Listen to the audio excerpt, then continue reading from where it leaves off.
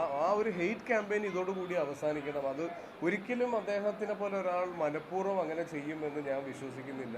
സത്യമായിട്ടും എനിക്ക് അങ്ങനെ ഒരു പ്രവർത്തനം എനിക്ക് അവിടെ ഒരു പ്രവൃത്തി അങ്ങനെ ഫീൽ ചെയ്യുകയോ അതിൽ നിന്നൊരു വിഷമം ഉണ്ടാവുകയോ ചെയ്തിട്ടില്ല.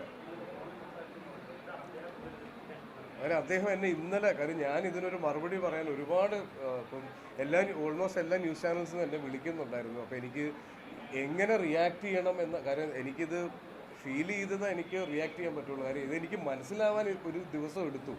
അപ്പം ഞാൻ എൻ്റെ ഫോൺ ഇന്നലെ ഓഫ് ചെയ്ത് വെച്ചേക്കുമായിരുന്നു. ഞാൻ ഇന്നലെ രാത്രി അത് ഓണാക്കുമ്പോഴാണ് അദ്ദേഹത്തിൻ്റെ മെസ്സേജ്, മോനെ പ്ലീസ് കോൾ ബാക്ക് എന്ന് പറഞ്ഞൊരു മെസ്സേജ് ഞാൻ കാണുന്നത്. ഞാൻ ഇന്ന് രാവിലെ അദ്ദേഹത്തിനെ വിളിക്കുമ്പോൾ ഒരു കോൾ എക്സ്പെക്ട് ചെയ്ത് നിൽക്കുന്ന പോലെയാണ് അദ്ദേഹം ഫോൺ എടുത്തതും. അപ്പോൾ എന്നോട് ചോദിച്ചു എനിക്ക് നിന്നെ ഒന്ന് കാണണം എന്ന് പറഞ്ഞു. അപ്പോൾ അദ്ദേഹം തിരുവനന്തപുരത്താണ് ഉള്ളത്, ഞാൻ കൊച്ചിയിലാണ്. എൻ്റെ സിനിമയുടെ പ്രൊമോഷൻസ് നടക്കുന്നുണ്ട്. കഴിഞ്ഞ 2 ദിവസമായിട്ട് എൻ്റെ ശബ്ദം കേട്ടാൽ അറിയാം എനിക്ക് പനിയായിരുന്നു.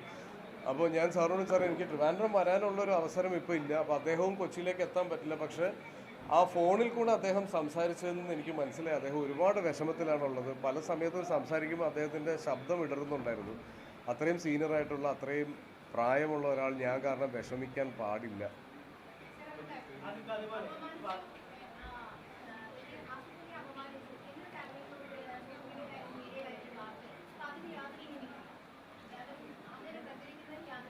ഇല്ല ഇല്ല, എന്നെ ഒരു രീതിയിൽ അദ്ദേഹം അപമാനിച്ചതായിട്ട് എനിക്ക് ഫീൽ ചെയ്തിട്ടില്ല. പക്ഷെ ഞാൻ അതിൽ കൂടുതൽ ഡിസർവ് ചെയ്യുന്നുണ്ടെന്ന് തോന്നിയ ആളുകൾക്കായിരിക്കാം അതെനിക്കൊരു അപമാനമായിട്ട് ഫീൽ ചെയ്തു.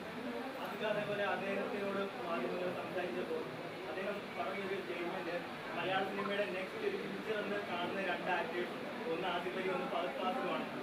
മലയാളത്തിലെ ടോപ്പ് കോവിഡ് യങ് സൂപ്പർ സ്റ്റാർസിന്റെ പേര് പറയാതെയാണെന്നുള്ളത് പേര് അദ്ദേഹം പറഞ്ഞു. ആ സ്റ്റേറ്റ്മെന്റിനോട് അത് അദ്ദേഹത്തിനോട് തന്നെ ചോദിക്കണം.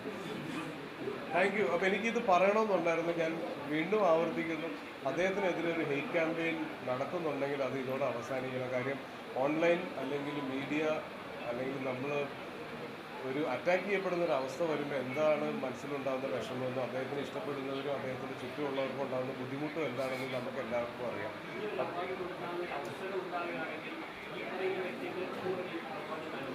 അത് വലിയൊരു അഭിമാനമായിട്ട് തന്നെ ഞാൻ കാണും. Thank you.